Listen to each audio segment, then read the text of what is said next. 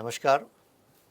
संस्कृति आईएएस के online learning programme में आपका स्वागत है। और आज हम लोग उत्तर लेखन अभ्यास के अंतर्गत विश्व इतिहास के चैप्टर्स को कवर कर रहे हैं, जिसमें हमने पिछले चैप्टर में प्रबोधन काल से संबंधित प्रश्नों को देखा था।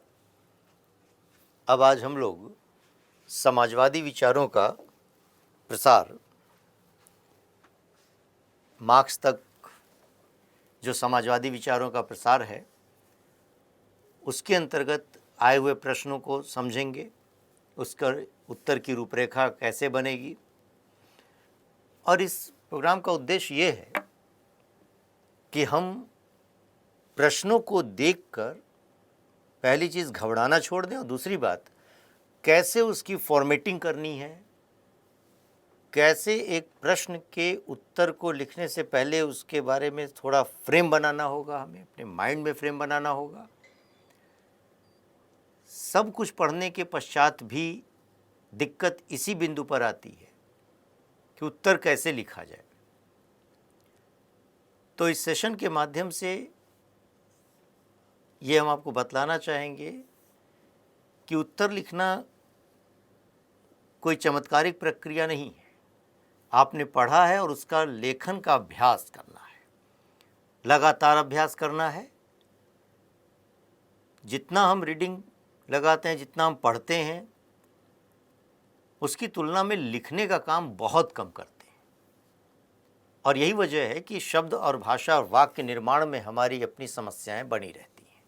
तो सारा कुछ जानने के बावजूद समस्या शुरू हो जाती है कि उत्तर कैसे लिखें। और ये बात देखकर उन तैयारी करने वाले लोगों के ऊपर बड़ा नकारात्मक प्रभाव पड़ता है कि वो अमुक व्यक्ति बहुत कुछ जानता है, उसको उस टॉपिक के बारे में पूरा ज्ञान है, लेकिन वह सफल नहीं हो पा रहा।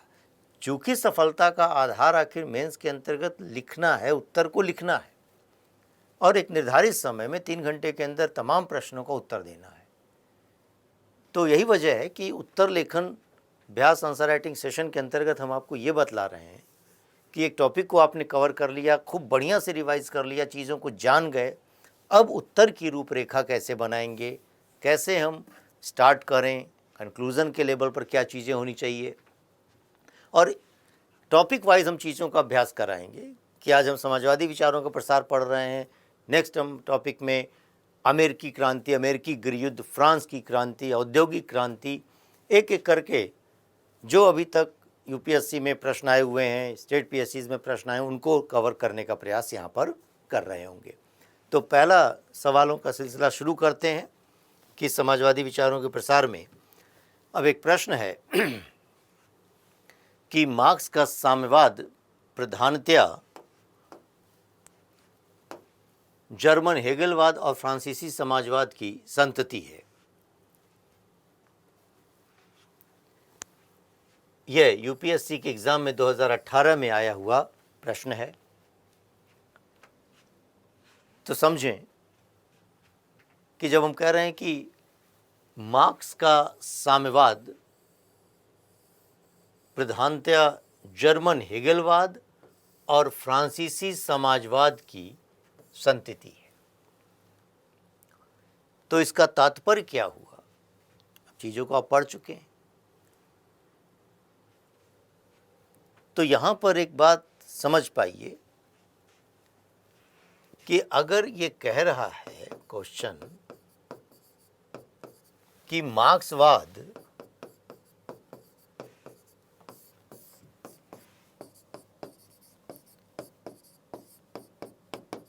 जर्मन हेगलवाद और फ्रांसीसी समाजवाद की संतति है, यानी उससे उत्पन्न है,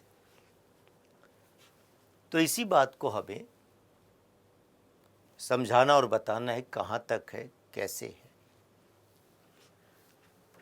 तो सीधे सपाट सी बात है कि मार्क्स का साम्यवाद जब हम अध्ययन करते हैं तो चीज़ें पता होनी चाहिए कि मार्क्स के साम्यवाद में किस तरीके से जो उसके सिद्धांतों में हम द्वंद्वात्मक भौतिकवाद का सिद्धांत, वर्ग संघर्ष का सिद्धांत, ऐतिहासिक भौतिकवाद का सिद्धांत और अतिरिक्त मूल्य का सिद्धांत जानते हैं। अब ऐसे में मार्क्स के इस साम्यवादी सिद्धांत में, जिसे हम कह रहे हैं द्वंद्वात्मक भौतिकवाद का सिद्धांत, तो मार्क्स ने द्वंद्वात्मकता का सिद्धांत जर्मन दार्शनिक हीगल से प्राप्त किया था। हीगल के इस द्वंद्वात्मकता के सिद्धांत को उसने समझा था और अपनाया। तो हीगल का अब चिंतन यहाँ पर थोड़ा सा समझना होगा और समझाने की ज़रूरत होगी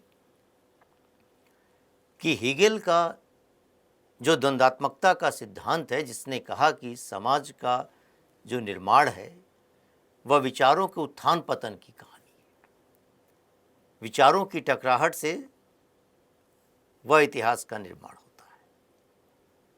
और इस क्रम में उसने थेसिस, एंटीथेसिस और सिंथेसिस की अवधारणा प्रस्तुत की, अर्थात एक विचार आता है जो एक वाद, एक थेसिस है, ठीक उसके प्रतिपक्ष में एक दूसरा विचार सामने आता है जो एंटीथेसिस कहला रहा है। दोनों में टकराहट होती है और इस टकराहट के साथ असत्य के अंश खत्म हो जाते हैं और जो कुछ सत्य के निकट होता है वह बचता है, और जिसको हम सिंथेसिस कह रहे हैं, संवाद कह रहे हैं। यह प्रक्रिया निरंतर चलती है जब तक कि परम सत्य की प्राप्ति न हो जाए। तो यहाँ पर आकर मार्क्स ने इस बात को तो कहा कि ठीक है, टकराहट तो है, तो डायलेक्टिकल मेटेरियलिज्म के अंतर्गत उसने बतलाया कि यह टकराहट विचारों की नहीं बल्कि भौतिक स्थितियों की है। अर्थात हीगेल के चिंतन से वह प्रभावित तो है, द्वंद्वात्मकता का सिद्धांत लिया तो, लेकिन उसने विचारों की जगह पर भौतिक स्थितियों को केंद्र में रखा और यह बतलाया कि भौतिक स्थितियों की टकराहट से वह समाज में परिवर्तन आता है। और यही वजह है कि जर्मन दार्शनिक हेगल के चिंतन से प्रभावित होकर भी उसने हूबहू उसको नहीं लिया, बल्कि द्वंद्वात्मकता का सिद्धांत लेकर उसने भौतिक स्थितियों को केंद्र में रखा और बतलाया कि एक समान भौतिक दशाओं वाले लोगों के विचार एक तरीके से होते हैं। और इस प्रकार उसने स्पष्ट किया, उद्घाटित किया कि मैंने हीगेल के सर के बल खड़े हुए चिंतन को पैरों के बल सीधा खड़ा कर दिया है। अर्थात एक वैज्ञानिक समाजवादी के रूप में उसने अपनी विचारधारा को स्पष्ट किया। तो एक तरफ जर्मन दार्शनिक हीगल के चिंतन से यहाँ तक वह प्रभावित है, दूसरी तरफ फ्रांसीसी समाजवाद। तो फ्रांस के समाजवाद की अगर बात करें तो फ्रांस के अंतर्गत समाजवाद की विचारधारा का प्रसार हुआ। आरंभिक समाजवादी, चाहे हम सेंट साइमन कहें, चार्ल्स फ्यूरियर कहें, वे काल्पनिक या यूटोपियन समाजवादी के रूप में जाने जा रहे थे। उन्होंने जो है समाजवाद की अवधारणा प्रस्तुत की, समाज के अंतर्गत शोषण से मुक्ति की बात की। उन्होंने एक तरीके से श्रमिकों के हितों पर बल दिया और इस क्रम में चाहे आकर्षक श्रम का सिद्धांत प्रस्तुत किया हो। ऐसे में स्वयं फ्रांस के विचारक रूसो की बात करें, जिसके चिंतन में हम समाजवाद के बीज को देख रहे थे, जिसने कहा था प्रकृति की संपदा पर सबका अधिकार है, जिसने स्पष्ट रूप से ये कहा था कि संपत्ति की अवधारणा के साथ ही जो है मानव की स्वतंत्रता सीमित हो गई है। तो कहीं ना कहीं समाजवाद के बीज रूसो के चिंतन में भी दिखाई पड़ते थे। अब इसी के आलोक में हमें अपने उत्तर को लिखना है। तो यहाँ पर देख पाएं कि हेगल के द्वंद्वात्मक चिंतन की स्थितियां क्या थीं, जो मैंने बतलाया कि एक वाद, एक पक्ष थेसिस, और उसके प्रतिपक्ष में जो बात आती है, विचार आता है, वह एंटीथेसिस कहला रहा है। दोनों की टकराहट होती है, सत्य का जो अंश बचता है वह संवाद कहला रहा है। अब ये एक नया थेसिस बन गया, इसके पक्ष में एक नया विचार सामने आता है, पुनः टकराहट और फिर संवाद, और ये प्रक्रिया तब तक चलती है जब तक कि पूर्ण सत्य की प्राप्ति न हो जाए। तो कहीं ना कहीं हेगल एक आदर्शवादी चिंतक के रूप में नजर आता है, प्रत्ययवादी जो दिखाई देता है उसका चिंतन। यहाँ पर मार्क्स ने इस टकराहट की पद्धति को तो लिया है, लेकिन विचारों की टकराहट को न कर कर उसने भौतिक स्थितियों की टकराहट को आधार बनाया है। भौतिकवादी चिंतक इसीलिए कहला रहा होता है। ऐसे में जो अब बात आती है फ्रांसीसी समाजवाद की, तो फ्रांसीसी समाजवाद में रूसों ने प्रकृति की संपदा पर सबका अधिकार, निजी संपत्ति पर चोट करते हुए बात की, समाजवाद की बात की। और आरंभिक समाजवादियों में चार्ल्स फ्यूरियर, सेंट साइमन, जो श्रमिक हितों की बात करते हुए समाजवाद लाने की बात कर रहे थे। तो मार्क्स का साम्यवाद जर्मन हीगेलवाद और फ्रांसीसी समाजवाद की संतति है, यही प्रश्न है आपका। तो अब उसी के क्रम में मार्क्स ने किस तरीके से भौतिक स्थितियों की व्याख्या की और यह बतलाया कि समाज के अंतर्गत किस तरीके से एक बेसिक स्ट्रक्चर होता है और एक सुपर स्ट्रक्चर होता है। वह बेसिक स्ट्रक्चर के अंतर्गत उत्पादन की शक्तियां और उत्पादन के संबंध होते हैं।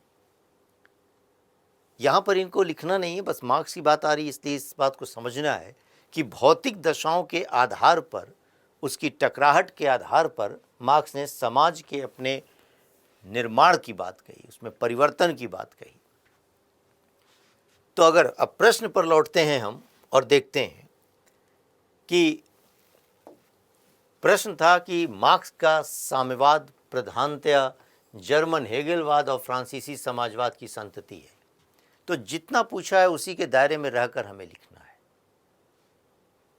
तो पहली चीज आती है कि ठीक है कि हम शुरू करें कि लिखने के लिए मैंने कहा, पहले भी बतलाया हुआ है कि कोई भूमिका यहाँ पर, और भूमिका का तात्पर्य नहीं कि कोई बढ़ा चढ़ाकर काल्पनिक बातें लिखनी है।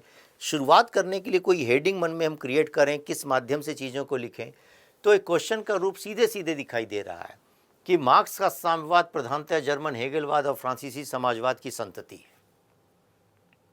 तो अब सारी बातें स्पष्ट हैं, तो इसलिए मार्क्स के संदर्भ में 2 लाइन में वह परिचय देते हुए बतलाने की ज़रूरत है कि आखिर मार्क्स ने अपनी समाजवादी सिद्धांतों की व्याख्या करने के क्रम में द्वंद्वात्मक भौतिकवाद को प्रतिपादित किया और इस द्वंद्वात्मकता के सिद्धांत को उसने जर्मन विचारक हेगेल से प्राप्त किया।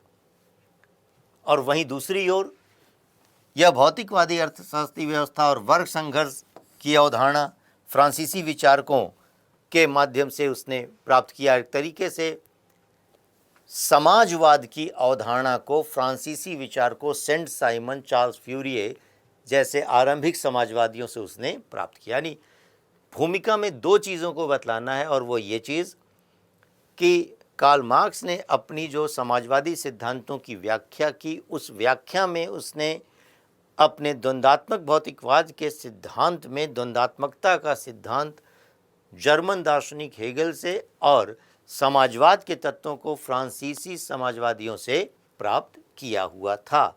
तत्पश्चात अगले पैराग्राफ के अंतर्गत आपको ये बतलाना है कि कैसे मार्क्स ने जर्मन हीगेलवाद से चीज़ों को प्राप्त किया। तो मार्क्स के साम्यवाद पर जर्मन हीगेलवाद का प्रभाव यहाँ बताना है, और जिसके अंतर्गत द्वंद्वात्मकता की अवधारणा को स्पष्ट करना है कि एक वाद और उसके सामने प्रतिवाद, थेसिस और एंटीथेसिस, और दोनों के बीच टकराहट, अंततः जो सत्य का अंश बचता है वह संवाद या यूं कहे सिंथेसिस के रूप में जाना जाता है, और ये प्रक्रिया लगातार चलती है। ये बात हीगेल ने बतलाई थी। मार्क्स ने जो अब बातों को उठाया कि समाज में सभी परिवर्तन और विकास परस्पर विरोधी तत्वों और विचारों के संघर्ष का परिणाम है। मार्क्स ने यहाँ पर हीगेल की इस द्वंद्वात्मक पद्धति में विचारों की जगह पर भौतिक तत्वों को समाहित कर दिया।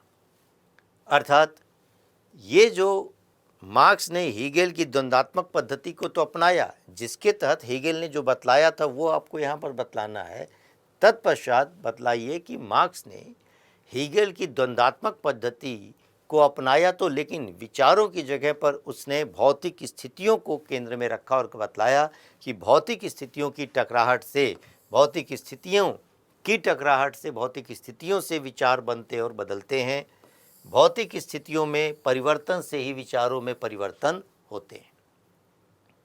तो यहाँ पर आपने बतला दिया कि आखिर मार्क्स के साम्यवाद में किस तरीके से जर्मन हीगेलवाद का कुछ तत्व दिखाई पड़ता है, लेकिन हूबहू नहीं है, बल्कि द्वंद्वात्मकता का सिद्धांत लेते हुए भी उसने उस पद्धति में विचारों की जगह पर भौतिक स्थितियों को केंद्र में रखा।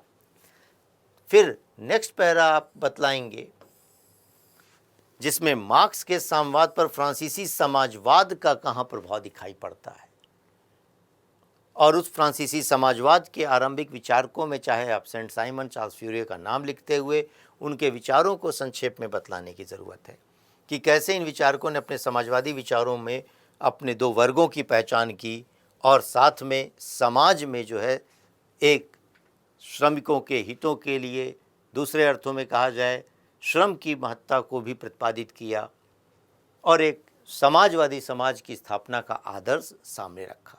इससे प्रेरित होकर मार्क्स ने समाजवाद का विचार दिया और तत्पश्चात ये वही समाजवादी विचारकों के विचार कि चार्ल्स फ्यूरियर ने आकर्षक श्रम का सिद्धांत दिया, जिसमें कहा कि जिसे जो काम पसंद हो वह काम उसे मिल जाए, और इसमें अपेक्षा ये की गई कि योग्यता के हिसाब से कार्य मिलने पर धनवान और निर्धन में अंतर कम हो जाएगा। लुई ब्लां ने आर्थिक क्षेत्रों में व्यक्ति स्वतंत्रता का विरोध किया और प्रत्येक मनुष्य के कार्य को अधिकार मिलना चाहिए, इस पर बल दिया कि प्रत्येक मनुष्य को काम मिलना चाहिए और राज्य ऐसा करे। वह एक तरीके से राजकीय समाजवाद की अवधारणा प्रस्तुत करता है और इन सब से प्रेरणा लेकर मार्क्स ने वर्ग संघर्ष की अवधारणा, चूंकि मार्क्स का अपना चिंतन है कि सहयोग और समन्वय से नहीं होगा बल्कि हिंसक क्रांति के माध्यम से वर्ग संघर्ष की अवधारणा को प्रस्तुत किया और उसके अंतर्गत उसने बतलाया कि दुनिया के मजदूरों तुम एक हो, तुम्हारे पास खोने के लिए कुछ नहीं सिवाय अपने पैरों की बेड़ियों के, और इस माध्यम से वर्ग संघर्ष की भूमिका को बल देते हुए एक वर्ग विहीन और राज्य विहीन समाज की स्थापना पर उसने बल दिया। तो क्रमिक रूप में आपके पास की भूमिका यानी आरंभिक स्तर पर एक पैराग्राफ, दूसरे स्तर पर जर्मन हीगेलवाद, तीसरे स्तर पर फ्रांसीसी समाजवाद, और मार्क्स ने अब क्या किया कि हूबहू इन सारी चीज़ों को न लेकर उसमें अपना जो तत्व जोड़ा कि भौतिक स्थितियों के साथ और वर्ग संघर्ष की अवधारणा के साथ। अब निष्कर्ष में इसी बात को लिखना है कि इस प्रकार उपरोक्त तथ्यों के आधार पर हम कह सकते हैं कि मार्क्स का साम्यवाद प्रधानतया हेगेलवाद और फ्रांसीसी समाजवाद की संतति है, और जहाँ पर मार्क्स की अपनी मौलिकता यह है कि उसने जो है भौतिक स्थितियों को तथा वर्ग संघर्ष की अवधारणा को भी इसमें प्रतिपादित किया। तो एक फॉर्मेट है जिसके अंतर्गत चीज़ों को लिखना होगा। यही वजह है कि कम शब्दों में चीज़ों को व्यक्त करना है। लिखने के लिए तो पूरी किताबें जो है मार्क्सवाद पर भरी पड़ी हैं, लेकिन क्लैरिटी एकदम आपके पास आनी चाहिए कि लिखना क्या है। तो जब पूछा है जर्मन हेगेलवाद और फ्रांसीसी समाजवाद, तो अपने दायरे में उसी में रहना है। अब ये नहीं कि आप अतिरिक्त मूल्य का सिद्धांत बताने लग जाइए, उसके ऐतिहासिक भौतिकवाद की व्याख्या करने लग जाइए। इसी तरीके से प्रश्न देखें कि मार्क्स के चिंतन में विभिन्न सिद्धांतों का मिश्रण दिखाई देता है, जहां जर्मन दर्शन, ब्रिटिश अर्थशास्त्र और फ्रांसीसी समाजवाद मौजूद है। इस कथन का परीक्षण कीजिए। तो जो पहला प्रश्न था उसी का यह एक दूसरा रूप है कि मार्क्स के चिंतन में विभिन्न सिद्धांतों का मिश्रण दिखाई देता है, जहां जर्मन दर्शन, ब्रिटिश अर्थशास्त्र और फ्रांसीसी समाजवाद मौजूद है। तो भूमिका उसी तरीके से जैसे हमने बताया कि शुरुआत करेंगे तो एक भूमिका है, कुछ 2-4 लाइन लिखने की जरूरत होगी इस मार्क्स के समाजवाद के संदर्भ में, मार्क्स के चिंतन के संदर्भ में। आप लिख सकते हैं, बतला सकते हैं कि मार्क्स एक वैज्ञानिक समाजवादी चिंतन की कोटि में आता है। मार्क्स ने अपने इस चिंतन के अंतर्गत विभिन्न विचारों को समाहित किया, जहां पर उसने अपने चिंतन में द्वंद्वात्मकता का सिद्धांत, समाजवाद का चिंतन, वह जर्मन दार्शनिक हेगेल, भौतिकवाद के संदर्भ में फायरबख और फिर फ्रांसीसी समाजवादियों के विचारों को प्राप्त किया। अब अगला स्टेंजा में आपको बतलाने की ज़रूरत है, चूँकि पहले हम लोग कर चुके हैं, इसलिए यहाँ केवल संकेत में बात कर रहे हैं कि मार्क्स का चिंतन क्या है।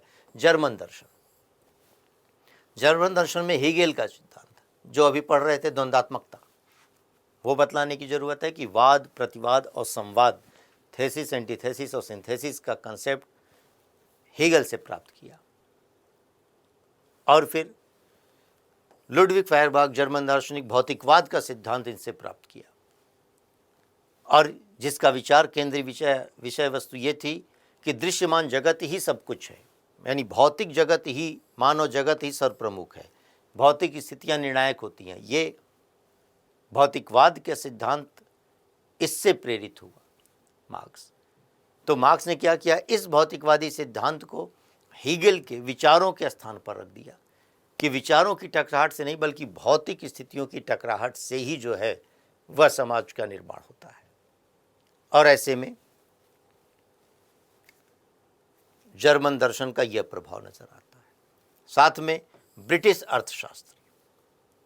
अर्थशास्त्री रिकार्डो ने जो सिद्धांत प्रचारित किया वही मार्क्स ने अतिरिक्त मूल्य का सिद्धांत के रूप में दर्शाया और ये बतलाया उसने कि आखिर जो उत्पादित वस्तु का मूल्य है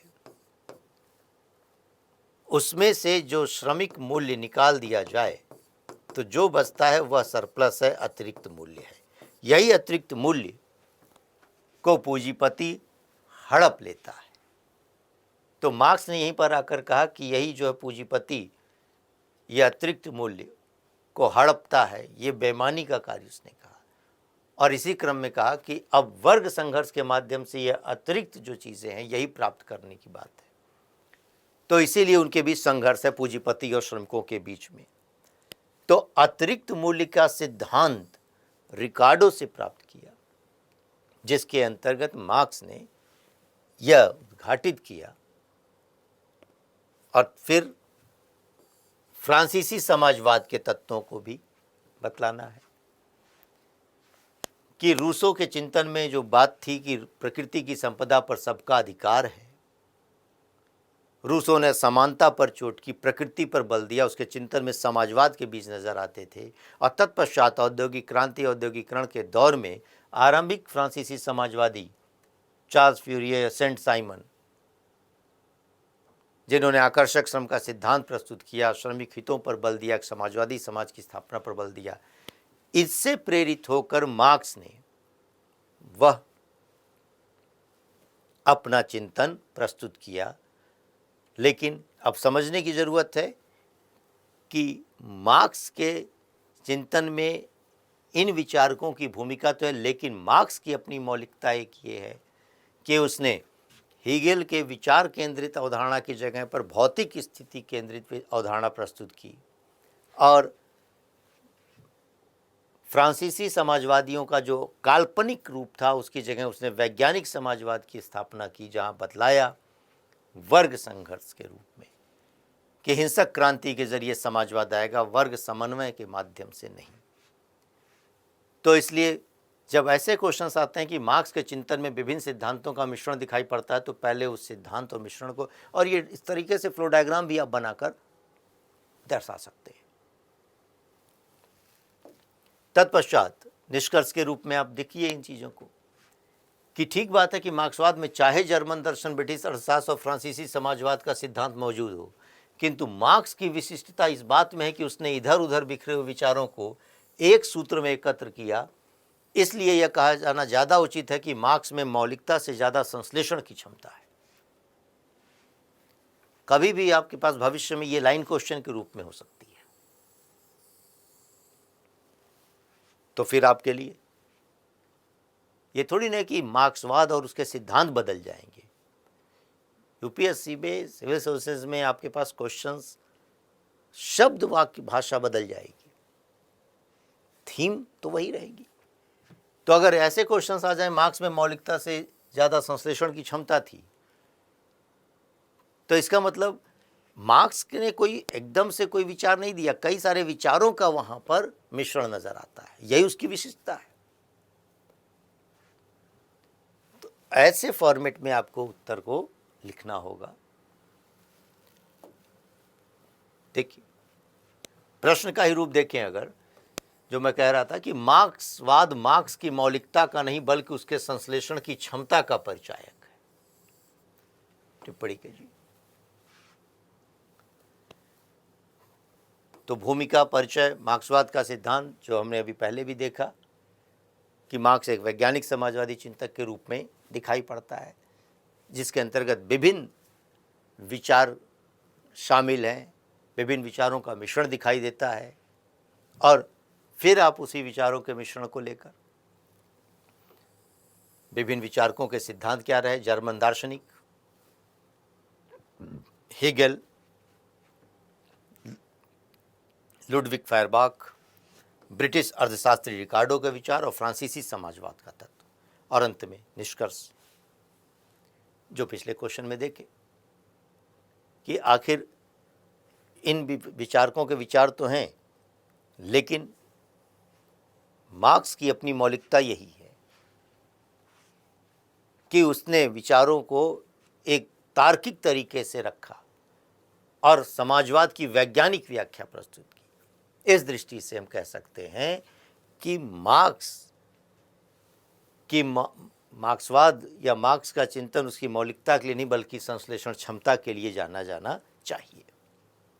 तो वही प्रश्न है जो पिछला भी डिस्कस कर रहे थे, उसी तरीके से इसके उत्तर को लिखा जाएगा। अभ्यास करिएगा ये। इसी तरीके से एक अगला प्रश्न मार्क्स के ही संदर्भ में कि कार्ल मार्क्स की रचनाओं के साथ समाजवाद वैज्ञानिक समाजवाद के रूप में परिवर्तित हो गया।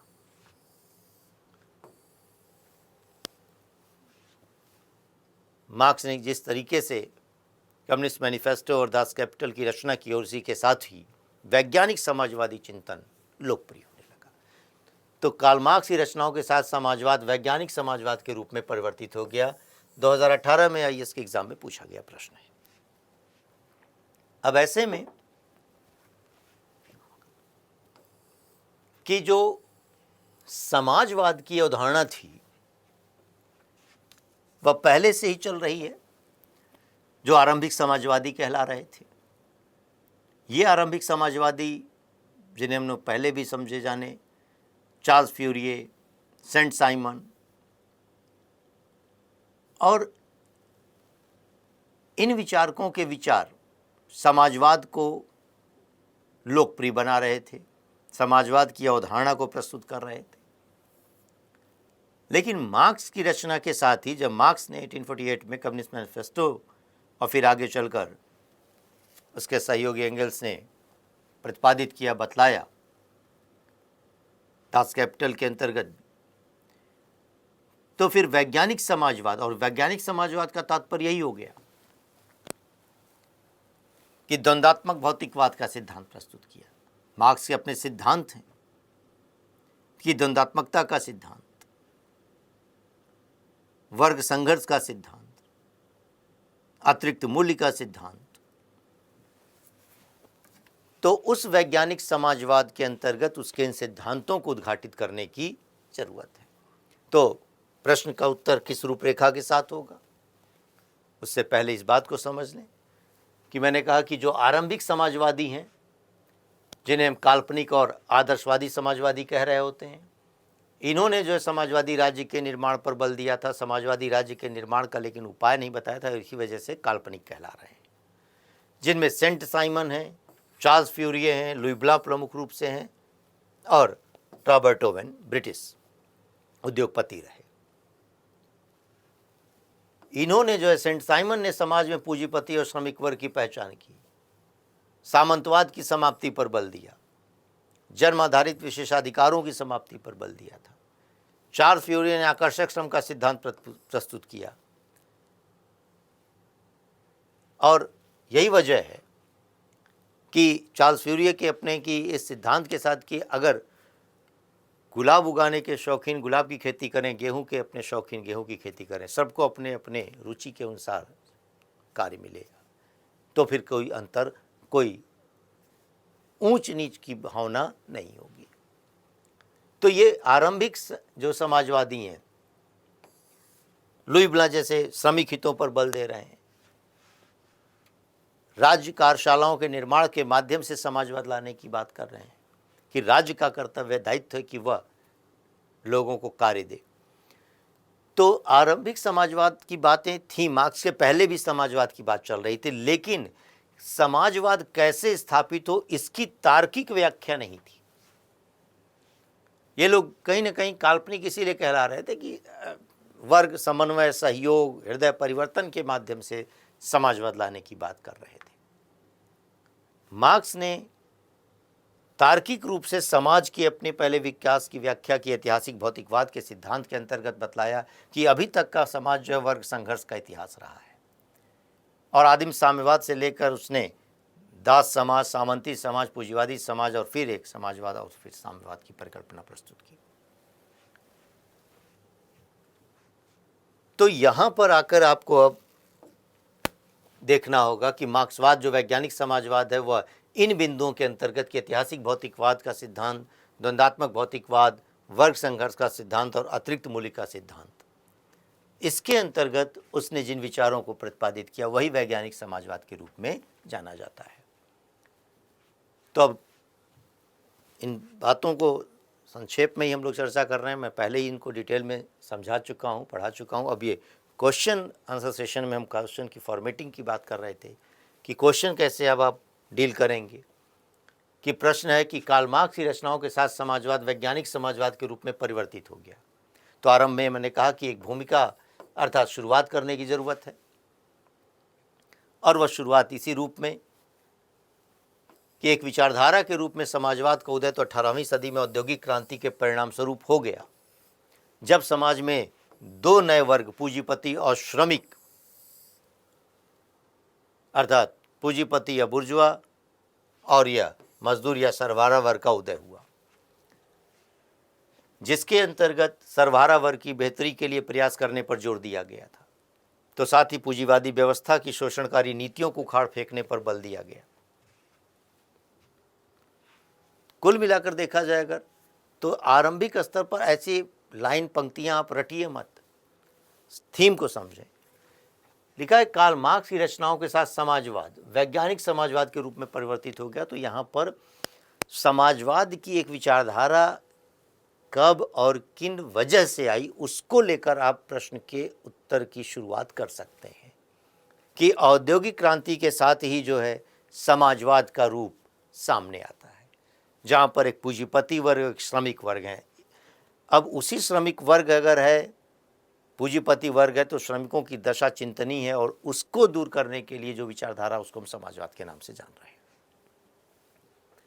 तो एक समाजवादी विचारधारा का उद्भव कैसे हो रहा है, उस बात को उद्घाटित करते हुए आप अपने उत्तर की शुरुआत कर सकते हैं। तत्पश्चात एक पैराग्राफ के अंतर्गत अब आपको बतलाना है कि वैज्ञानिक समाजवाद के पूर्व के समाजवाद पर चर्चा करनी, यानी आरंभिक समाजवादी कि मार्क्स के पहले समाजवाद का स्वरूप क्या है। तो वह यूटोपियन समाजवादी, स्वप्नदर्शी समाजवादी, वे समाजवाद की बात तो कर रहे हैं, लेकिन समाजवाद आएगा कैसे इसको नहीं बता पाए। तो फिर ऐसी दशा में उन समाजवादी विचारकों, चाहे सेंट साइमन, चार्ल्स फ्यूरियर की बात की जाए, तो उनके विचार समाजवाद के तो थे, लेकिन समाजवाद लाने के ठोस तार्किक वैज्ञानिक कोई उपाय उसमें नहीं थे। लेकिन मार्क्स के अब यहाँ पर सेकंड फिर स्टेंजा में आप आकर कि समाजवाद के वैज्ञानिक समाजवाद में परिवर्तन के स्वरूप पर अब आपको चर्चा करनी है, जिसके अंतर्गत आपको मार्क्स का द्वंद्वात्मक भौतिकवाद का सिद्धांत बतलाना है, मार्क्स के इतिहास की भौतिकवादी या अर्थशास्त्री व्याख्या, वर्ग संघर्ष का सिद्धांत और अतिरिक्त मूल्य का सिद्धांत प्रतिपादित करना है। उसके बारे में लिखने की जरूरत है दो लाइन में। तो आरंभिक समाजवादी और तत्पश्चात ये मूल चीज थी कि मार्क्स के लेखन के साथ कैसे समाजवाद वैज्ञानिक समाजवाद में परिवर्तित हो गया। और अंत में निष्कर्ष कि कार्ल मार्क्स ने वैज्ञानिक अध्ययन और अपनी रचनाओं के माध्यम से पहले से प्रचलित समाजवादी विचारधारा का यथार्थ से परिचय कराया और बताया कि मनुष्य का इतिहास वर्ग संघर्ष का इतिहास रहा है।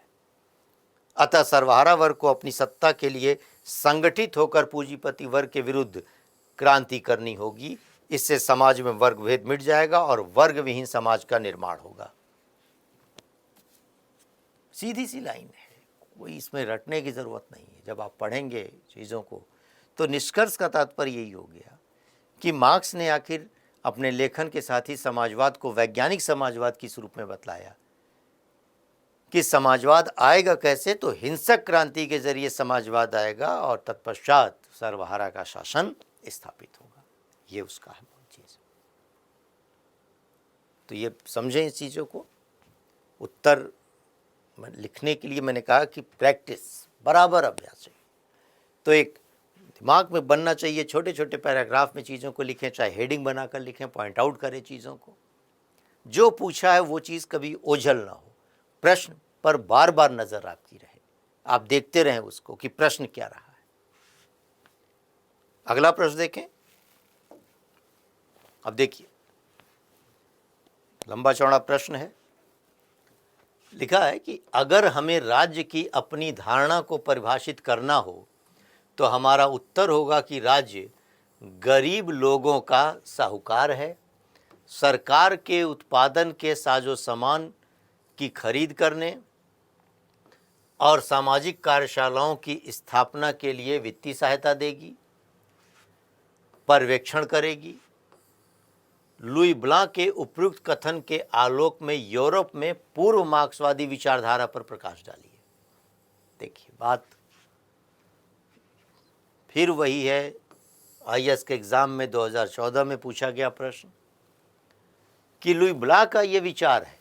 इतने लंबे चौड़े स्टेटमेंट को देखकर घबराना नहीं है। ये कह रहा है ना, लुई ब्लां के उपयुक्त कथन के आलोक में यूरोप में पूर्व मार्क्सवादी विचारधारा। पूर्व मार्क्सवादी विचारधारा का तात्पर्य है आरंभिक समाजवादी विचारधारा, जिन्हें मार्क्स और उनके अनुयायियों ने, समर्थकों ने काल्पनिक समाजवादी कहा, यूटोपियन सोशलिस्ट। तो ऐसे में अब आपको यही चीज बतलाना है कि मार्क्स के पूर्व समाजवाद की प्रकृति क्या थी। तो वही प्रकृति के बारे में तो बार बार शब्द लिया जा रहा है, स्वप्नदर्शी, काल्पनिक। लेकिन उत्तर लिखना है अब, तो उत्तर लिखने के लिए फिर से वही बातें शुरू करने की जरूरत है कि भूमिका आप एक लिख रहे हैं, बतला रहे हैं, शुरुआत कर रहे हैं। तो समाजवाद का उद्भव कैसे हो रहा, समाजवादी विचारधारा कैसे सामने आ रही, इसी बात को उद्घाटित करने की ज़रूरत है यहाँ पर कि एक विचारधारा के रूप में समाजवाद का उदय 18वीं सदी में औद्योगिकरण के फलस्वरूप उभरे पूंजीपति और मजदूर वर्ग के साथ हुआ। इसमें मजदूर वर्ग पूंजीपतियों के शोषण का शिकार था, जिनको पूंजीपतियों के शोषण से बचाने या मुक्त करने के लिए एक नवीन विचारधारा समाजवाद की परिकल्पना सामने आई। यानी समाज में समानता की दशा हो, शोषण न हो, लोग एक दूसरे के श्रम का सम्मान करें, ये अवधारणा औद्योगिकरण के साथ सामने आई। अब आपने बतला दिया समाजवाद की अवधारणा का उद्भव कैसे हुआ, ये शुरुआत कर दिया आपने। अब यहां पर आपको आरंभिक समाजवाद के इस लुई ब्लां के अपने विचारों को लिखने की जरूरत है और फिर किस तरीके से उनके साथ अन्य जो आरंभिक समाजवादी हैं वो विचार दे रहे हैं। तो अगला स्टेंजा यहां पर आपका कि यूरोप में पूर्व मार्क्सवादी विचारधारा की चर्चा करनी है आपको। ये पूर्व मार्क्सवादी विचारधारा जो थी एक स्वप्नदर्शी विचारधारा, यूटोपियन थी, जिसमें हम नाम ले रहे हैं बार बार कि वह चाहे सेंट साइमन हो, चार्ल्स फ्यूरिये, और यह यथार्थ से दूर थी। इसमें सर्वहारा वर्ग की उन्नति की कल्पना की बात तो की गई थी, लेकिन यह कैसे होगी इसका कोई हल नहीं बतलाया गया था। अर्थात कहीं ना कहीं चाहे सेंट साइमन की बात हो, उन्होंने जिस तरीके से कहा कि एक शासन हो जिसमें उद्योगपति, नौकर साहब, वैज्ञानिक सभी शामिल हो और वह श्रमिकों के हितों के लिए नीति बनाए। लुई ब्लां ने राजकीय समाजवाद की परिकल्पना प्रस्तुत की और यह अवधारणा बतलाया कि प्रत्येक व्यक्ति को कार्य मिलना चाहिए और यह राज्य का कर्तव्य है कि प्रत्येक व्यक्ति को कार्य दे। तो राज्य के लिए उसने उद्घाटित किया। तो इसलिए अब अगला पैराग्राफ आपको लुई ब्लां के अपने समाजवादी विचारधारा पर चर्चा करनी है कि लुई ब्लां एक पूर्व समाजवादी विचारक थे जो राज्य आधारित समाजवाद के प्रणेता हैं। इसने आर्थिक क्षेत्र में व्यक्ति स्वतंत्रता का विरोध किया था और पूंजी के संकेंद्रण या पूंजीपति वर्ग का विरोध करते हुए कहा कि राज्य की अपनी भूमिका होनी चाहिए। तो राज्य की कार्यशालाओं की अवधारणा प्रस्तुत की लुई ब्लां ने। तो लुई ब्लां के विचारों को यहां पर उद्घाटित करके आरंभिक समाजवाद की प्रकृति को बतलाने की जरूरत है। तत्पश्चात यहां पर सर्वहारा वर्ग को कुछ करने या कहने की बजाय राज्य से इस वर्ग की बेहतरी की बात की गई। यानी सर्वहारा क्रांति जैसी बात ना हो, बल्कि राज्य स्वयं जो है श्रमिकों के हितों के लिए कार्य करे, लोगों को कार्य दे। राज्य में मजदूरों और बेरोजगारों के लिए राज्य आधारित राष्ट्रीय कारखानों और सामाजिक कार्यशालाओं की अपेक्षा की गई थी। यही सामाजिक कार्यशालाएं और राष्ट्रीय कारखाने पूंजीपतियों के अंत का साधन बनेंगे, क्योंकि फिर किसी एक औद्योगिक इकाई या निजी स्तर पर कार्य करने वाले लोगों की अपनी स्थिति नहीं मौजूद होगी, राज्य ही होगा। तो राज्य समाजवाद की परिकल्पना प्रस्तुत की थी। तो यही तो क्वेश्चन का रूप था कि लुई ब्ला के कथन के आलोक में पूर्व मार्क्सवादी समाजवादी विचारधारा को हमको उद्घाटित करना था। ये आपने कर दिया। और अंत में निष्कर्ष कि इस प्रकार लुई ब्ला के इस कथन के संदर्भ में हम कह सकते हैं कि पूर्व मार्क्सवादी विचारधारा में समाज से शोषण को दूर करने की बात तो थी, लेकिन इसके लिए कोई ठोस कदम की पहल नहीं की गई थी, बल्कि राज्य से ही ये अपेक्षा की गई थी कि मजदूर और शोषित वर्ग की बेहतरी के लिए वो कार्य करे। सीधा सा उत्तर आपका ये लिख दिया गया कि राज्य से ही अपेक्षा की गई है कि वह जो है मजदूरों के हितों के लिए कार्य करे। मार्क्स किस मामले में अंतर हो, मार्क्स का वैज्ञानिक समाजवाद किस मामले में यहाँ से अंतर नजर आता है। मार्क्स ने कहा कि मजदूरों को, शोषितों को खुद पहल करनी होगी अपने अधिकारों की प्राप्ति के लिए, या यूं कहे शोषण की समाप्ति के लिए। तो इसका मतलब ये हुआ कि लुई ब्ला ने जिन बातों को कहा था उसमें शोषित या सर्वहारा या श्रमिक वर्ग के हित के लिए खुद उनको पहल न करके राज्य को ही पहल करने की बात की गई। और यही वजह है कि ये काल्पनिक समाजवादी के रूप में जाने जाते हैं, आदर्शवादी समाजवादी के रूप में जाने जाते हैं। तो मोर और लेस जो प्रश्न है, देख रहे हैं कि अगर एक टॉपिक के अंतर्गत प्रश्न हम कर रहे हैं तो बात वही बार बार रिपीट हो रही है। यही फायदा होगा आपको कि आपको अपने उत्तर को सीधे एग्जामिनेशन हॉल में लिखने की बजाय पहले जो टॉपिक से संबंधित क्वेश्चंस हैं, प्रीवियस ईयर में आए हैं, कहीं भटकने की जरूरत नहीं। और इस माध्यम से जो है आप एक एक करके देखेंगे तो आपका टॉपिक आपका तैयार होगा। आप अभी कोई टॉपिक को पढ़िए और फिर एक प्रश्न लिखिए, अगला प्रश्न देखेंगे कुछ चीज़ें आप भूल रहे हैं, फिर टॉपिक को पढ़िए, अपने चैप्टर को पढ़िए, नोट्स को रिवाइज करिए, फिर लिखना शुरू करिए। तो अभी आप समझ रहे होंगे कि ये प्रश्नों का उत्तर कोई अद्भुत चमत्कारिक चीज थोड़ी ना, वो टॉपिक्स है जिसको आपने पढ़ा उसी को हम शब्द और वाक्य के माध्यम से व्यक्त कर रहे हैं। अब एक प्रश्न देखें,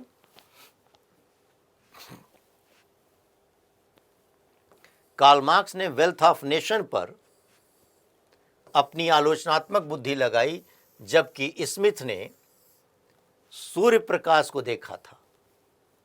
मार्क्स ने केवल मानस सज्जा पर अपने व्यक्तिगत स्वतंत्रता के अनुरुद्ध पालन की परछाइयों को पढ़ते देखा था। इस पर अपने विचार प्रस्तुत कीजिए। Karl Marx applied his critical intelligence to wealth of nations, where Smith had seen only the sunlight. Marx saw only the shadows. और ये क्वेश्चन आपका यूपीएससी के एग्जाम में 2016 में पूछा गया, तो प्रश्न देखकर तो बहुत कठिनाई महसूस हो रही होगी कि ये क्या पूछ लिया। असल में एक मनोवैज्ञानिक स्थितियां होती हैं और यूपीएससी के अंतर्गत पीटी से लेकर मेंस और इंटरव्यू तक के स्तर पर एक पहला प्रयास होता है कि आपको दबाव सहन करने की क्षमता है अथवा नहीं, आप दबाव को फेस कर पाते हैं, प्रेशर को आप कैसे फेस करते हैं। तो इसलिए सीधे सपाट क्वेश्चन को अगर करेंगे तो सभी तो उसमें लिखने में सक्षम है। तो क्वेश्चन की पंक्ति ऐसी है, लेकिन इसको क्या करना है, अगर थोड़ा धीरे धीरे पढ़िए, स्लो, तो आप उत्तर की रूपरेखा खुद बनाना शुरू कर देंगे। जैसे कार्ल मार्क्स ने वेल्थ ऑफ नेशन पर अपनी आलोचनात्मक बुद्धि लगाई। अब आलोचनात्मक बुद्धि लगाई का मतलब है कि वेल्थ ऑफ नेशन पुस्तक जो एडम स्मिथ ने लिखी थी उसके संदर्भ में मार्क्स ने क्रिटिकली उसको एनालाइज किया, उसको अपने बुद्धि विवेक से उसका परीक्षण किया, जबकि स्मिथ ने केवल सूर्य प्रकाश देखा था। एडम स्मिथ की बात है कि एडम स्मिथ ने वह पुस्तक लिखी थी और उसने सूर्य का प्रकाश केवल देखा था। अब क्या सूर्य का प्रकाश है, ये चीज समझ पाएंगे अभी। मार्क्स ने केवल मन सज्जा पर व्यक्तिगत स्वतंत्रता के अनुरुद्ध पालन की परछाइयों को पढ़ते देखा था। अब एक तरीके से एडम स्मिथ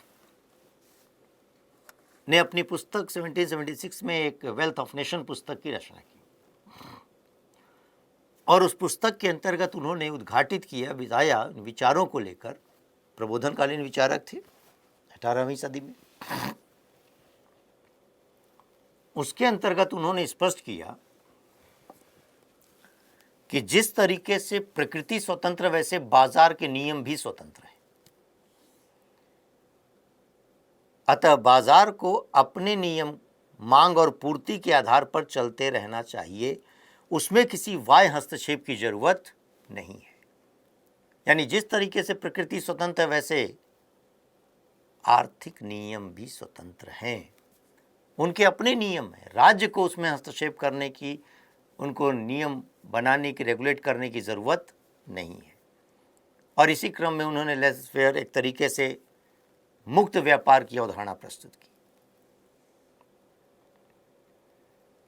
और उसका आधार यही बतलाया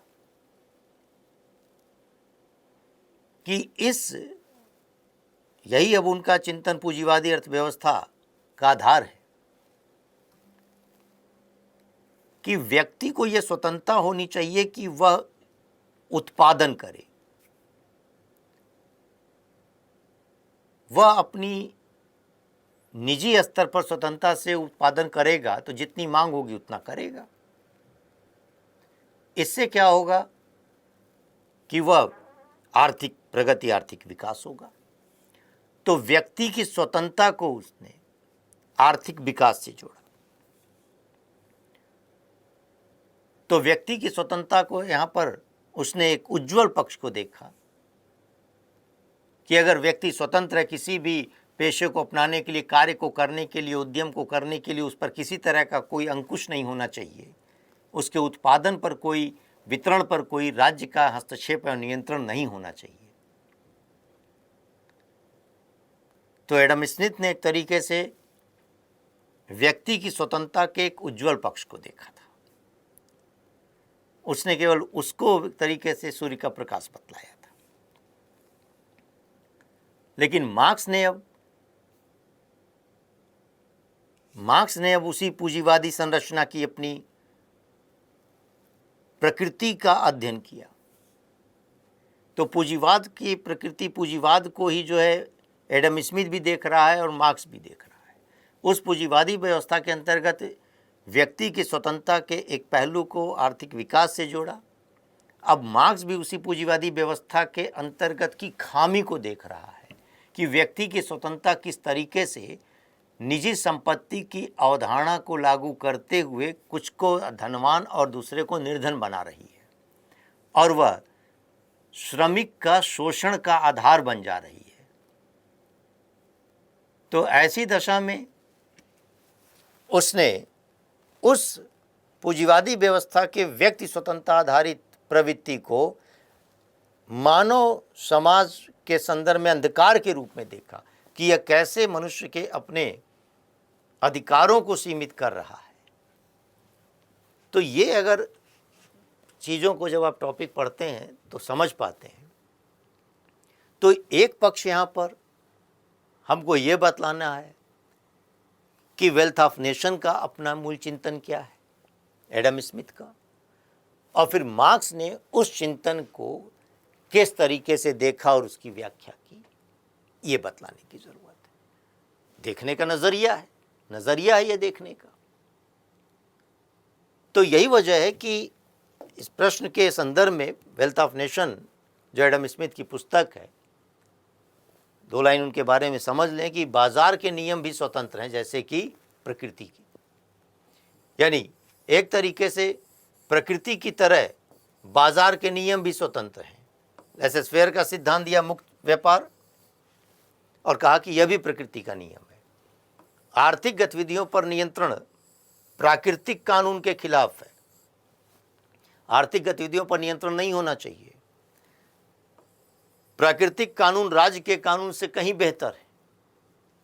इसलिए अर्थव्यवस्था को मुक्त किया जाना चाहिए और उसे बाजार की शक्तियों, मांग एवं पूर्ति पर छोड़ देना चाहिए। जब प्रत्येक व्यक्ति स्वतंत्र होता है तो वह निजी हित के लिए काम करता है, इससे सभी के हित को बढ़ावा मिलता है, ऐसा मानना है उनका। तो निजी हित के लिए कार्य कर रहा है, जाहिर सी बात है कि वह अब उत्पादन कार्यों में संलग्न है, तो लोगों से उत्पादन कार्य करवा रहा है। तो एडम स्मिथ का चिंतन निजी संपत्ति की अवधारणा, पूंजीवादी अर्थव्यवस्था, व्यक्ति की स्वतंत्रता, इन सारी चीज़ों को लेकर चले कि आर्थिक गतिविधियों पर कोई नियंत्रण नहीं होना चाहिए। अब यहाँ पर एक बात आती है कि पूंजीवादी अर्थव्यवस्था और समाज के संदर्भ में व्यक्ति की स्वतंत्रता जो पूंजीवादी अर्थव्यवस्था के अंतर्गत बार बार कही जा रही है, उसमें अब व्यक्ति की स्वतंत्रता को लेकर पूंजीवादी अर्थव्यवस्था के संदर्भ में एडम स्मिथ का मानना है कि यह व्यक्ति की स्वतंत्रता एक उज्जवल पक्ष है जो आर्थिक विकास और प्रगति का पक्ष है, कि प्रत्येक व्यक्ति को यह स्वतंत्रता है कि वह जहाँ पर अपनी क्षमता, अपनी शक्ति से जो अर्जित कर सके वह आगे बढ़ता जाएगा। उत्पादन कर रहा है, चूँकि जितनी मांग है वह उतना उत्पादन करवा रहा है, तो इससे क्या होगा, आर्थिक विकास होगा। जबकि मार्क्स के संदर्भ में देखा जाए तो उसने इसके नकारात्मक पहलू को देखा और यह कहा कि अंधकार एक तरीके से यह पूंजीवादी अर्थव्यवस्था में जो व्यक्ति की स्वतंत्रता है यह शोषण का कारण बनती है। तो यहां कुछ लोगों की समृद्धि का कारण बनेगी, तो वे उत्पादन के अपने साधनों पर जो है स्वामित्व अर्जित करेंगे और फिर वहां पर श्रम करने वालों के मालिक बन जाएंगे। तो फिर एक तरीके से स्वामी सेवक संबंध होगा। तो जिसका उत्पादन के साधन और वितरण पर नियंत्रण है वह स्वामी की दशा है, जिसका नहीं है वह सेवक है, तो शोषित है, और यह श्रमिकों के शोषण का कारण बनता है। तो मार्क्स ने यहां पर एडम स्मिथ के इस पूंजीवादी आर्थिक विचारों के नकारात्मक पहलुओं को उजागर किया और बतलाया। क्वेश्चन यही था, समझें कि मार्क्स ने वेल्थ ऑफ नेशन पर अपनी आलोचनात्मक बुद्धि लगाई थी, उसको आलोचनात्मक तरीके से उसको देखा था। एडम स्मिथ ने केवल सूर्य प्रकाश को देखा था। तो यहां पर इस बात को समझाना और बतलाना है कि एडम स्मिथ तथा कार्ल मार्क्स विश्व के महान विचारकों में से एक हैं। एडम स्मिथ ने वेल्थ ऑफ नेशन की रचना में पूंजीवादी और उपयोगितावादी विचार को आगे बढ़ाया, वहीं कार्ल मार्क्स ने दास कैपिटल नामक पुस्तक में समाजवादी विचार को आगे बढ़ाया। यह आपका परिचय और भूमिका हो गई, सीधी सपाट शब्दों में देखिए। अब आप इन शब्दों को अगर देखकर पढ़कर कठिनाई महसूस करते हैं तो समस्या यह है कि शब्द आदि सीखने की ज़रूरत है। एनसीईआरटी पढ़िए, इसीलिए बार बार कहा जाता है। सब शब्द आपको वहाँ मिलते नज़र आएंगे। तो भूमिका में कोई बनी बनाई, कोई मनगढ़ंत चीज़ नहीं है, दो ठोस बातें, ये सामान्य रूप से आप जानते हैं। बस आपको फिर भी ये दबाव में रहते हैं कि कौन से एक शब्द से शुरुआत करें कि एकदम उत्तर आकर्षक हो जाए, अनोखा कोई शब्द ढूंढ लें। एकदम नहीं, जितना सरल और सहज अभिव्यक्ति क्षमता होगी अंक उतने ही आएंगे आपको। ये थोड़ी ना कि हमको प्रश्न नहीं समझ में आ रहा तो हम ऐसा उत्तर लिखेंगे कि वो भी एग्जामिनर को नहीं समझ में आएगा।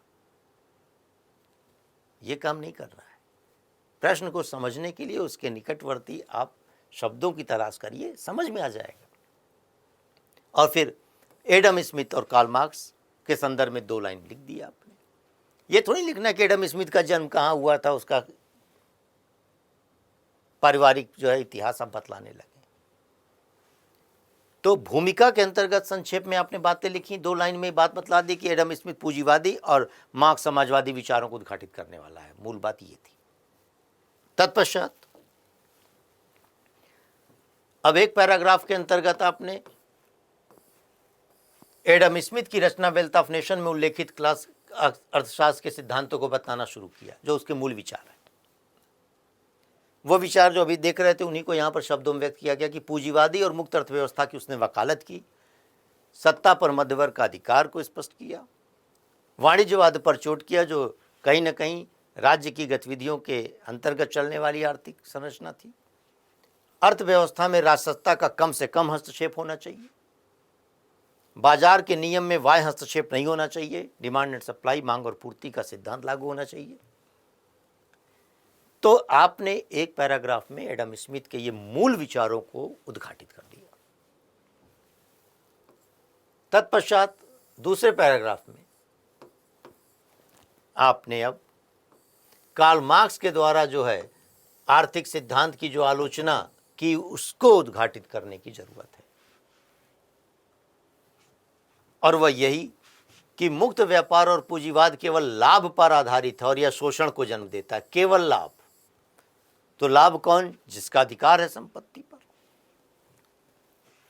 मार्क्स ने पूंजीवाद के विरोध में समाजवादी विचारधारा को आगे बढ़ाया। उसने शोषण को स्पष्ट करने के लिए भौतिकवादी व्याख्या प्रस्तुत की।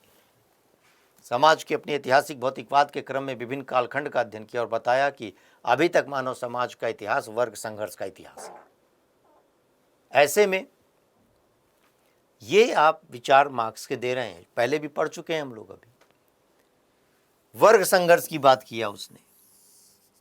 मार्क्स ने पूंजीवाद की एक ऐसे समाज के रूप में व्याख्या की जिसमें पूंजीपति और मजदूरों का शोषण करते हैं, जबकि उत्पादन कार्य श्रमिक करता है। तो जो श्रम कर रहा, उत्पादन कार्य कर रहा है, वह शोषित है। मार्क्स ने उद्घाटित किया। किसके जवाब में? एडम स्मिथ के अपने मुक्त जो व्यापार अर्थशास्त्र की अवधारणा थी उसके अगेंस्ट मार्क्स ने समाजवाद की अवधारणा प्रस्तुत की। अब तत्पश्चात निष्कर्ष का समय कि आप कंक्लूड कीजिए चीज़ों को, किसका मतलब क्या निकलता है। अब कंक्लूजन के लिए भी सोचने की ज़रूरत है कि आखिर क्या लिखें। तो एक तरफ एडम स्मिथ विचार दे रहा है, दूसरी तरफ मार्क्स दे रहा है। तो आप निरपेक्ष रूप से किसी को सही और गलत नहीं ठहरा सकते। स्वाभाविक सी बात है कि पद्धतियों की कमियों को मार्क्स ने उद्घाटित किया। तो यहां पर उन्हीं दो पक्षों को बतलाना है कि आखिर एडम स्मिथ ने वेल्थ ऑफ नेशन के माध्यम से सूर्य का प्रकाश देखा था, अर्थात व्यक्ति की स्वतंत्रता कैसे विकास का आधार बनती है, और उसका वास्तविक रूप तो कार्ल मार्क्स ने प्रस्तुत किया कि एडम स्मिथ का सूर्य केवल पूंजीपति और मध्यवर्ग के हितों पर ज्यादा बल देता था। यानी पूंजीवादी अर्थव्यवस्था में वह संपत्तिशाली वर्ग, पूंजीपति और मध्यवर्ग के हितों की बात कर रहा है, जबकि मार्क्स ने सूर्य के प्रकाश से पड़ने वाली परछाई को बतलाया कि उसका वास्तविक चेहरा क्या है, और समाजवाद को उसने वास्तविक सूर्य कहा। यानी ये नजरिया है एक तरीके से, और मार्क्स ने समाजवाद को सूर्य के रूप में देखा था, एडम स्मिथ ने पूंजीवाद को सूर्य के रूप में देखा था।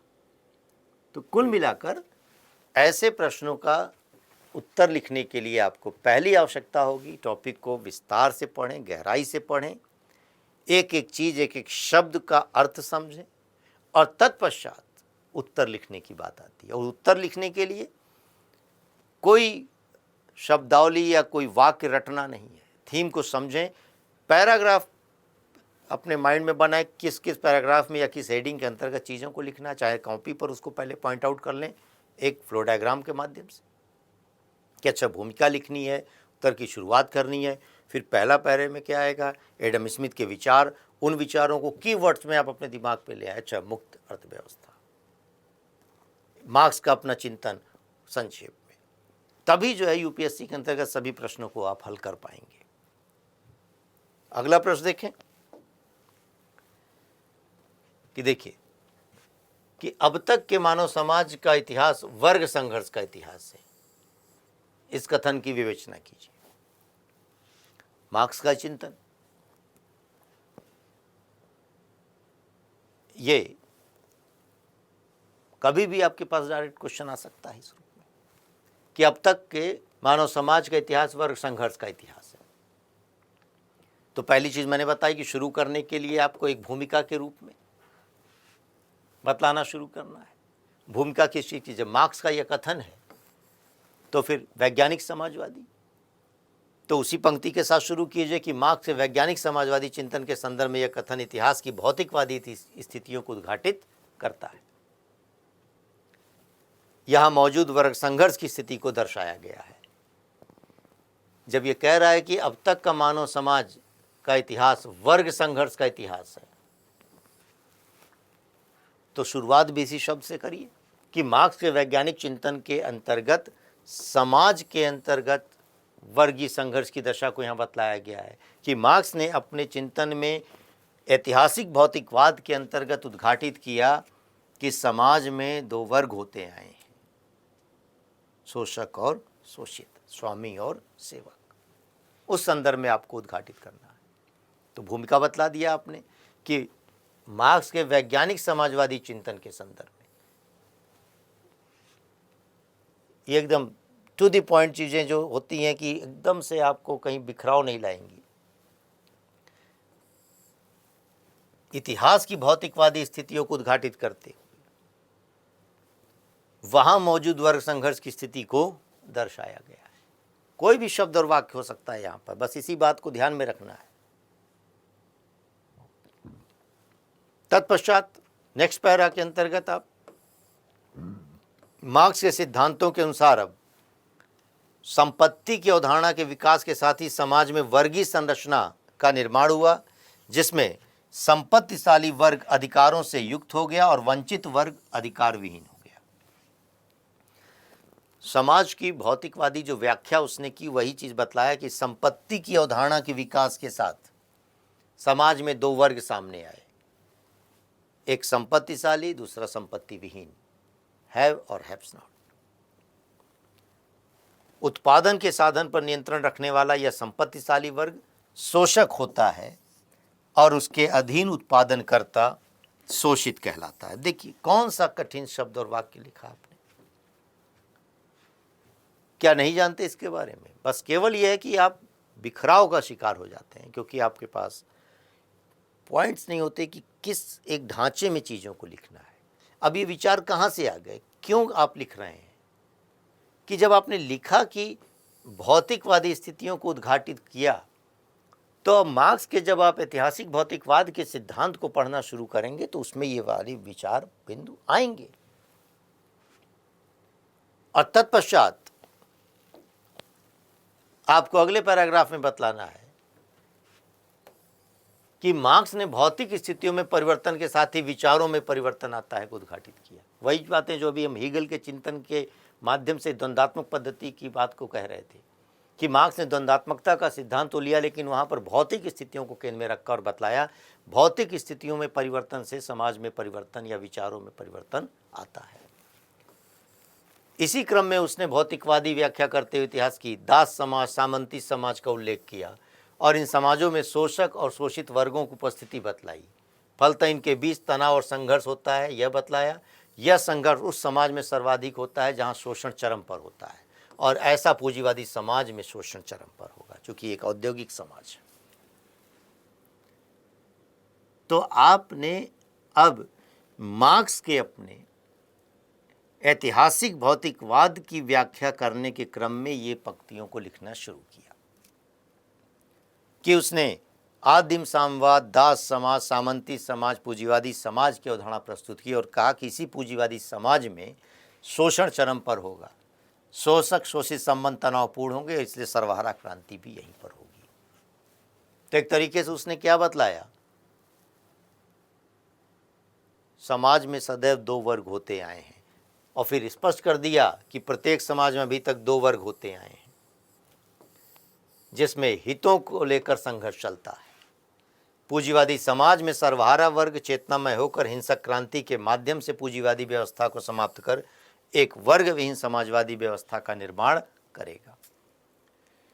तो मार्क्स ने कहा कि अभी तक का मानव समाज वर्ग संघर्ष का इतिहास है, अभी तक का, यानी कि पूंजीवादी समाज चल रहा था उसके दौर में। तो पूंजीवादी समाज तक वर्ग संघर्ष है और यही वजह है कि वह वर्गीय संघर्ष में श्रमिक सर्वहारा चेतनामय होकर हिंसक क्रांति के जरिए सर्वहारा का शासन स्थापित करेगा, अर्थात अब कोई वर्ग नहीं होगा, निजी संपत्ति की अवधारणा समाप्त हो जाएगी, शोषक शोषित संबंध मिट जाएगा और एक समाजवादी समाज की स्थापना होगी। वही निष्कर्ष में लिखना है कि इस प्रकार मार्क्स ने वर्ग संघर्ष का सिद्धांत प्रस्तुत कर एक शोषण मुक्त समाज की स्थापना का मार्ग भी प्रस्तुत किया। तो ये तरीका आपको सीखना होगा, अभ्यास करना होगा, समय देना पड़ेगा लिखने के लिए, और इस बात की परवाह किए बगैर लिखिए। अभ्यास कर रहे हैं आप कि कोई तराशे हुए शब्द आपके आएंगे, अभ्यास से वह शब्द आपके अपने होते जाएंगे। मैं यहाँ पर ये सारी चीज़ें पूर्णतः इसलिए लिख दे रहा हूँ ताकि एक बार आइडिया लग जाए, इसके बाद तो हम चीज़ों को फॉर्मेट करते हुए आगे बढ़ेंगे। तो ये भी चीज़ है कि सीखना है खाली। इसी तरह अगर देखा जाए, अगला एक प्रश्न, थक तो नहीं गए होंगे आप? मैंने कहा कि टॉपिक वाइज हम लोग इस तरीके से अध्ययन कर रहे होंगे, एक एक टॉपिक पर जितने प्रश्न आए उनको देखिए, हल करिए, टॉपिक तैयार हो जाएगा, क्योंकि बात घूम फिर कर वही आएगी। अब यहाँ पर एक प्रश्न है कि ब्रिटेन की तुलना में फ्रांस नए समाजवादी सिद्धांतों और आंदोलन के उद्भव के लिए अधिक उपजाऊ भूमि था, चाहे साकार परिणामों की दृष्टि से ब्रिटेन की तुलना में फ्रांस में उसका कम फलदायी असर रहा हो। समझें, ब्रिटेन की तुलना में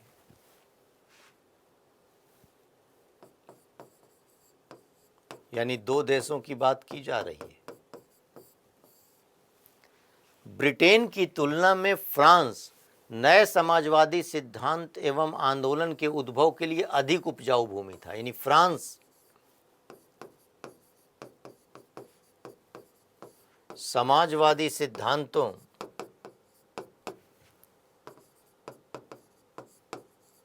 और आंदोलन के लिए अधिक उपयुक्त था, अधिक उर्वर था, अधिक उपयुक्त था। किसकी तुलना में? ब्रिटेन की।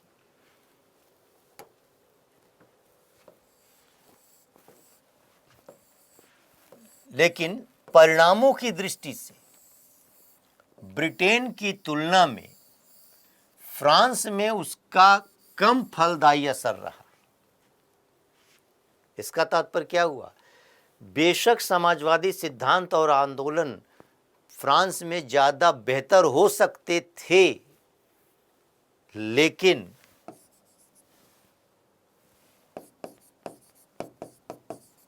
समाजवादी जो मूल्य कह लीजिए, समाजवादी जो परिणाम हैं, वो ब्रिटेन में ज्यादा दिखाई पड़ रहे हैं। तो दो बातें हैं। अब ये टॉपिक्स को जिन्होंने ब्रिटिश लोकतांत्रिक राजनीति पढ़ा उनको समझ में ज़्यादा आएगा। फ्रांस की क्रांति जिन्होंने पढ़ा और समझा है उनको ज़्यादा समझ में आएगा। आरंभिक समाजवादी विचारकों के विचार जिन्होंने पढ़ा उसको, तो कई सारी चीज़ों को यहाँ पर समाहित किया गया है। बावजूद इसके अगर मैं कहूँ कि आपने सारा टॉपिक पढ़ लिया और अब चीज़ों को समझिए कि आखिर यहाँ पर एक तरफ आपको लिखा हुआ है कि ब्रिटेन की तुलना में फ्रांस, तो पहले फ्रांस समाजवादी विचारों के लिए किस तरीके से ज़्यादा जो है उपयुक्त नज़र आ रहा था। देखा जाए अगर तो फ्रांस में ही आरंभिक समाजवादी विचारक, फ्रांस के अंतर्गत जिस तरीके से एक निरंकुश राजतंत्र मौजूद था, सामंती संरचना मौजूद थी, और क्रांति होती है रूसों के चिंतन के आधार पर, जो कि निजी संपत्ति की अवधारणा का विरोध करता है, प्रकृति की संपदा पर सबका अधिकार कहता है, असमानता पर चोट करता है, और उसके चिंतन में समाजवाद के बीज नजर आ रहे थे। वह आरंभिक समाजवादी saint Simon Charles Fourier France के थे, तो उनके विचारों का अपना प्रभाव फ्रांस पर कहीं ज़्यादा नज़र आता, और फ्रांस की अपनी दशा ऐसी कि वह उस समाजवादी आंदोलन के लिए ज़्यादा उपयुक्त प्रतीत हो रहा था, क्योंकि क्रांति के दौरान भी बेबूफ जैसे समाजवादियों जो अब समाजवादी आंदोलन को आगे बढ़ा रहे थे। और अगर कहा जाए कहीं ना कहीं इसी अब समाज में शोषण और श्रमिकों की स्थिति के चलते समय समय पर फ्रांस में क्रांतियां 1830 में भी हो रही हैं, 1848 में भी हो रही है। तो फ्रांस समाजवादी आंदोलन सिद्धांतों के लिए कहीं ज़्यादा एक उपयुक्त भूमि साबित हो सकता था, लेकिन ब्रिटेन में उसकी तुलना में कहीं ज़्यादा परिणाम नजर आए समाजवाद वाले जो होते हैं।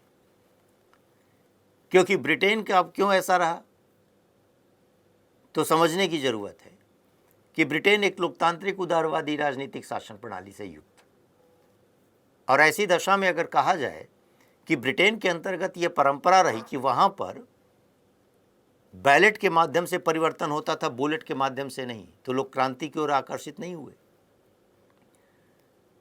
वहाँ की लोकतांत्रिक सरकार सुधारों के प्रति संवेदनशील रही, श्रमिकों के मांगों के प्रति संवेदनशील रही। तो समय समय पर सुधार अधिनियम बने, 1832 का सुधार अधिनियम, 1867 का सुधार अधिनियम, और फिर धीरे धीरे कहीं ना कहीं श्रमिकों के हितों की बात पूरी भी होती रही। कल कारखानों के अंतर्गत कार्य के घंटे निर्धारित किए जा रहे, बीमा चिकित्सा सुविधाएं उत्पन्न की दी जा रही मजदूरों को।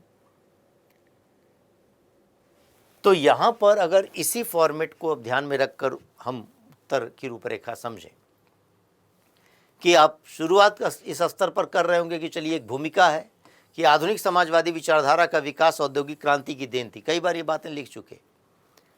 चूंकि सबसे पहले औद्योगिक क्रांति ब्रिटेन में हुई थी, इसलिए वहां भी समाजवादी विचारधारा का उद्भव होना स्वाभाविक था कि वहां पर भी फेबियन समाजवाद की एक विचारधारा हम देखेंगे, क्रमिक स्तर पर जो है सुधारों की वह बात करता है। तो आपने समाजवादी विचारधारा के विकास को केवल यहां पर उद्घाटित करते हुए अपने उत्तर की शुरुआत कर दी। तत्पश्चात अब आपका नेक्स्ट पैराग्राफ में नए समाजवादी सिद्धांत और आंदोलन के निर्माण में फ्रांस ब्रिटेन की तुलना में अधिक उपजाऊ था। क्यों उपजाऊ था, किस वजह से था, यह बात उद्घाटित करना है कि प्रबोधन काल से ही फ्रांस विचारकों के संदर्भ में ब्रिटेन से आगे रहा। रूसो, वोल्टेयर, मॉन्टेस्क्यू, दिदरो जैसे प्रसिद्ध दार्शनिक फ्रांस के रहे। प्रारंभिक समाजवादी विचारक saint Simon, Charles Fourier, Louis Blanc France के थे। यहां उनके विचारों को उद्घाटित कर दीजिए। मैंने इसको लिख दिया ब्रैकेट में कि विचार को उद्घाटित करना है। आपको एग्जामिनेशन हॉल में नहीं लिख के चले आना, उद्घाटित करना है, कर देना है। क्या करना है पहले भी पढ़ चुके कि आखिर किस तरीके से उन्होंने समाज के अंतर्गत समाजवाद की अवधारणा प्रस्तुत की, श्रमिकों के हितों की बातें की। फ्रांस की क्रांति रूसों के विचारों से प्रेरित थी। रूसों ने प्रकृति की संपदा पर बल, असमानता पर चोट की और स्वतंत्रता एवं समानता पर बल दिया। इस चिंतन में समाजवाद के बीज मिलते थे, जो अभी हमने बात किया। यही चीज लिखना है यहाँ पर। फ्रांस की क्रांति ने एक बौद्धिक और सामाजिक राजनीतिक वातावरण तैयार किया था जहां ये समाजवादी सिद्धांत पनप सकते थे, क्योंकि यूरोप में सबसे पहले क्रांति फ्रांस में नजर आ रही थी। तो वहां पर आखिर एक बौद्धिक और सामाजिक राजनीतिक वातावरण अब निर्मित हो रहा था जहां पर हम समाजवादी सिद्धांतों को लागू कर सकते थे, देख सकते थे। लेकिन ऐसा नहीं हुआ, क्योंकि राजनीति का स्थिरता का लगातार दौर बना रहा। तो अब अगली बात आपको पहले ये पॉइंट बनाना है हेडिंग के अंतर्गत। देखिए कि नए समाजवादी सिद्धांत और आंदोलन के निर्माण में फ्रांस अधिक उपजाऊ कैसे हो सकता था, क्यों हो सकता था, ये बतला दिया आपने। तत्पश्चात क्रांति के दौरान फ्रांस में बेबूफ ने समाजवादी आंदोलन के लिए एक मॉडल भी प्रस्तुत किया। 1830-48 में फ्रांस में क्रांतियां समाजवाद से प्रेरित थी। फ्रांसीसी समाज ब्रिटिश समाज की तुलना में एक बड़े वर्ग विभाजन को प्रतिबिंबित करता था, इसलिए फ्रांस नए समाजवादी विचारों के लिए अधिक उपजाऊ बन सकता था, हो सकता था। तो आपने एक पैराग्राफ के अंतर्गत इस बात को बतला दिया कि आखिर फ्रांस कैसे ब्रिटेन की तुलना में समाजवादी विचार सिद्धांतों आंदोलन के लिए अधिक उपजाऊ हो सकता था। लेकिन अब दूसरे पैराग्राफ में आपको बतलाने की ज़रूरत है कि ब्रिटेन की तुलना में फ्रांस में समाजवादी आंदोलन के परिणाम कम हुए। कम क्यों हुए ये बतलाना है कि आखिर उपजाऊ तो हम बतला दिए कैसे हो सकता था, लेकिन परिणाम तो कम दिखाई पड़ते हैं। क्यों दिखाई पड़ते हैं? क्योंकि फ्रांस राजनीतिक रूप से अस्थिर था। अब देख ही रहे हैं 1789 में फ्रांस में क्रांति होती है और अलग अलग शासन की पद्धतियां दिखाई पड़ रही हैं। कहीं संवैधानिक राजतंत्र है, तत्पश्चात उग्र गणतंत्र आता, आतंक का राज स्थापित हो जाता है। रॉबेस्पियर के नेतृत्व में आतंक का राज स्थापित हो रहा है। फिर गिलोटिन पर चढ़ा दिया गया उसको और उदार गणतंत्र की स्थापना हो रही, डायरेक्टरी का शासन हो रहा है और तत्पश्चात उसी डायरेक्टरी के शासन से जन असंतोष बढ़ रहा है और नेपोलियन का उद्भव, नेपोलियन एक तानाशाह के रूप में स्थापित हो रहा है और स्वयं 1804 में उसने सम्राट के रूप में स्वयं को स्थापित कर दिया। फिर एक स्थिति यही नेपोलियन का साम्राज्यवादी प्रसार और एक तानाशाह के रूप में कार्य और नेपोलियन पराजित और फिर वियना कांग्रेस, और उस वियना कांग्रेस के अंतर्गत पुनः एक बार जो है निर्णय लिया गया कि आखिर अब फ्रांस में पुनः परंपरागत वैध जो है शासक वर्ग को स्थापित किया जाए। तो फिर वहाँ पर लुई XVIII एक तरीके से शासक बन रहा है। उसकी मृत्यु के पश्चात चार्ल्स X शासक बन रहा है। क्रांति हो रही 1830 में।